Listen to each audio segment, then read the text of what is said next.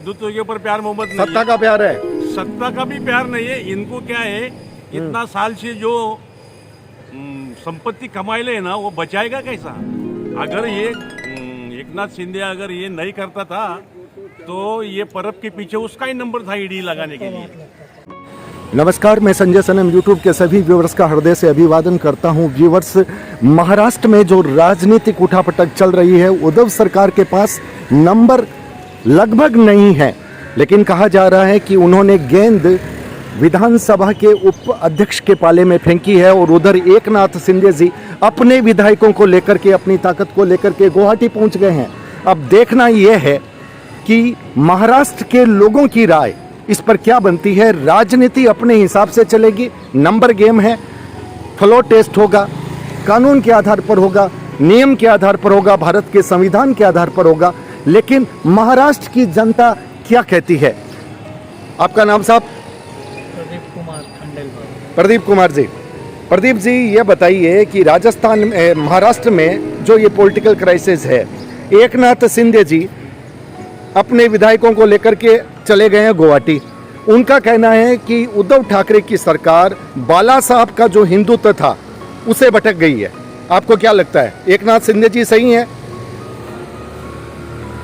देखिए जी, ये राजनीति है जी, यहाँ, न तो कोई सही है न कोई गलत है। लेकिन हिंदुत्व के मुद्दे वाली जो बात है वो क्या सही है? देखिए, बाला साहब जी जब थे जी, वो बात अलग उस थी। टाइम की बात अलग थी, और अभी का जो माहौल, उस टाइप की राजनीति और अभी की राजनीति में बहुत डिफरेंस है। तो आपको क्या किसी भी राजनीतिक पार्टियों का कोई सिद्धांत नहीं है। कोई सिद्धांत नहीं है। यहाँ कुर्सी चाहिए, मिले उधर चले जाओ। आपने बात कह दी, कुर्सी चाहिए मिले। भाई साहब, आपका नाम? के मिश्रा। मिश्रा जी, आपको क्या लगता है? सीधा सवाल मेरा यह है कि क्या उद्धव सरकार हिंदुत्व के मुद्दे से, जो कि बाला साहब का मुद्दा था, बाला साहब भी चाहते तो सरकार कभी भी बना सकते थे, लेकिन उन्होंने कभी सरकार में एंट्री नहीं ली। देखिए, सबसे बड़ी बात है कि थोड़ी तेज आवाज। सबसे बड़ी बात है कि ये हिंदुत्व की मुद्दा नहीं है। ये पूर्व से पता है कि बाला साहब ठाकरे हिंदुत्व के लिए क्या किए, किसी से छुपा हुआ नहीं है। वर्तमान राजनीति में जो अभी आप उठापटक देख रहे हैं, उसके पीछे बहुत सारी बातें हैं जो आप भी समझ सकते हैं। कौन पीछे है, कौन आगे है, सब में स्वार्थ छिपी हुई है जी। सब अपने धन को बचाने के लिए, सत्ता के लिए हो रही है सब बात, सत्ता और अपनी पावर के लिए, अपनी संपत्ति सुरक्षा के लिए, पावर के लिए नहीं जी। ईडी से सीधा बोलिए, ईडी से बचने के लिए आप सीधे ईडी का महीना वो आप समझो जी, अपनी संपत्ति को बचाने के लिए हाँ। ये कदम उठाई गई है जी। और अभी ये काम महाराष्ट्र में होना चाहिए, न कि गुवाहाटी में नहीं होना चाहिए। गुजरात में ये सब राजनीतिक है। सब चाहता है कि हमारी सरकार रहे, बनी रहे, और उसी के लिए खेला हो रहा है। इसके पीछे बहुत लोग हैं, आपको भी पता है। इसका मतलब फिर एक संकेत में ये बताइए, एकनाथ शिंदे जी की जो बगावत है वो सत्ता पाने के लिए है, हिंदुत्व की बात नहीं है। हिंदुत्व की बात नहीं है, वो सिर्फ अपनी संपत्ति बचाने, अपनी रक्षा के लिए इधर से उधर गए। जी भाई साहब, महेंद्र शाह। बोलिए शाह साहब। एक तो पहले मैं बाला साहब ठाकरे जी का सम्मान करता हूँ जी, पूरा देश करता है, पूरा देश करता है, पूरी दुनिया करती है। बिल्कुल, हम भी बिल्कुल, नमन करते हैं और सम्मान करते हैं, बिल्कुल। जो उसने हिंदुत्व के मुद्दे पर महाराष्ट्र को आगे बढ़ाया, बिल्कुल बढ़ाया, पूरे देश को आगे बढ़ाया। पार्टियां एक तरफ रही, कभी कुर्सी का लालच नहीं नहीं किया, नहीं बिल्कुल किया। अभी उद्धव ठाकरे ने हिंदुत्व का मुद्दे को एक साइड किया, वो एकदम गलत है। जी। उद्धव ठाकरे के पास नॉलेज बिल्कुल है नहीं, एडमिनिस्ट्रेशन का नहीं, जरा भी नहीं है। ये चला रहे हैं शरद पवार और अजीत दादा पवार ही चला रहे हैं सरकार, और मैं तो ये मानता हूँ फडणवीस आ जाए, ये गवर्नमेंट अच्छी चलेगी। तो आप ये कहना चाहते हैं फिर एकनाथ शिंदे जी ने जो कुछ किया वो सही किया? अच्छा किया। देखिए, ये है पब्लिक ओपिनियन। एक तरफ दोनों साथ साथ बैठे हैं, तीनों साथ साथ बैठे हैं, विचारधारा अलग अलग है। ये हमारे देश का लोकतंत्र है, ये खूबसूरती है। बिल्कुल बिल्कुल बिल्कुल। भाई साहब, आप? अशोक दुधानी। अशोक जी? अशोक दुधानी। दुधानी जी, बताइए सर।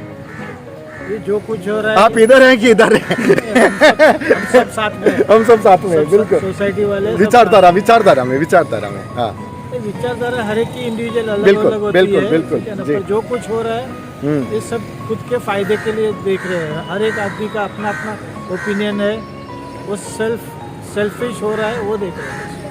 नहीं, आपसे अगर मैं ये करूं कि बाला साहब जिस पगडंडी पर चलते थे, सरकार वो भी बना सकते थे, सरकार में वो भी मुख्यमंत्री बन सकते थे, लेकिन वो किंग मेकर बने, उन्होंने कभी वो किंग नहीं बने। दिल्ली में बैठने वाले थे जी। बाला साहब।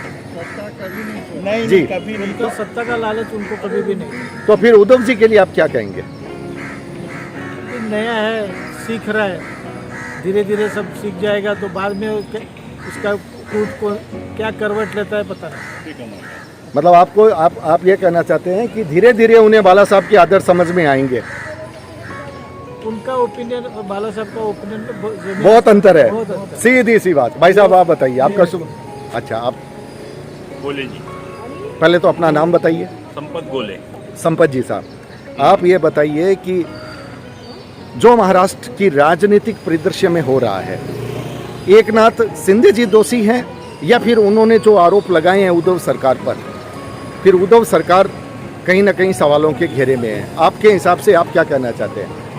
अभी दोनों का बात करने को जाए तो एक तो उद्धव साहब का पहला ये गलती है कि अलग विचारधारा के साथ जाके उसने सरकार बनाया, वो सबसे बड़ा पहला गलती था। क्या बात है। हाँ, जी। रही बात दूसरी हम्म कि एकनाथ जी शिंदे जो बोल रहे हैं कि हिंदुत्व का मुद्दा, तो एकनाथ जी शिंदे 2.5 साल तक मंत्री थे, तभी उनको मालूम नहीं पड़ा कि हम हिंदुस्तान है। वो बोलते हैं हमने बार बार बोला, क्या बार बार बोला? बोले किसको बोला? हमने उद्धव जी को बार बार ये बात बोली हाँ, कि आप जो है हिंदुत्व के मुद्दे को छोड़कर चल रहे हो। लेकिन मेरे को एक बात नहीं समझ। वे लोग बोलते हैं कि शरद पवार चला रहे हैं, शिव सैनिकों की भी अनदेखी हो रही है। तो 2.5 साल तक मालूम नहीं पड़ा? 2.5 साल तो मालूम पड़ना होता है। रही बात बगावत करने की, तो ये जितना भी ये जो विधायक गए है ना, वो उतना ज्यादा हिंदुत्व के ऊपर प्यार मोहब्बत नहीं है। अच्छा, सुन रहे हैं कि नहीं? हाँ, हिंदुत्व के ऊपर प्यार मोहब्बत नहीं सत्ता है। का प्यार है, सत्ता का भी प्यार नहीं है इनको। क्या है, इतना साल से जो संपत्ति कमाए ले ना, वो बचाएगा कैसा? अगर ये एकनाथ शिंदे अगर ये नहीं करता था तो ये परब के पीछे उसका ही नंबर था ईडी लगाने के लिए। हाँ, तो ये जो सब गैला है, वो यामिनी यादव वर्के है, उसको भी पहला नोटिस गैला ईडी का। ये बहुत अंश उसके अंदर है। 50% लोग जो है ना, वो ईडी का नोटिस आएगा अपना प्रॉपर्टी बचाने के लिए, उन्होंने ये बगावत किया है। वरना इनको ज्यादा करके, मतलब कहने का मतलब हिंदुत्व की जो बात कर रहे हैं वो सिर्फ दिखावटी है। हिंदुत्व की बात तो पहले ही करना मांगता था, अभी पहले तो करना आया। मांगता था, अभी जो हो रहा है वो सिर्फ अपना बचाने के लिए अपना है, चमड़ी बचाने के लिए, बस अपना दूसरा कुछ चमड़ी नहीं। बचाने के लिए है। तो ये देखिए साहब, ये पब्लिक ओपिनियन है, हाँ। सभी विचारधारा के लोग साथ साथ बैठे हैं और अपनी बात बड़ी खूबसूरती के साथ कह रहे हैं। राजनेताओं को एक बात समझनी चाहिए, वो ये न समझें कि पब्लिक मूर्ख है। पब्लिक सब समझती है, पब्लिक सब समझती है। आप क्या सोचते हैं, क्या करते हैं, आपसे 2 कदम आगे पब्लिक सोचती है। आपकी सोच जहां पे खत्म होती है, पब्लिक की सोच वहां पे शुरू होती है। तो व्यूअर्स, वीडियो को लाइक, शेयर और चैनल पर अगर नए आए हैं तो सब्सक्राइब करना मत भूलिएगा, बेल बटन को दबा दीजिएगा। बहुत बहुत आभार, नमस्कार।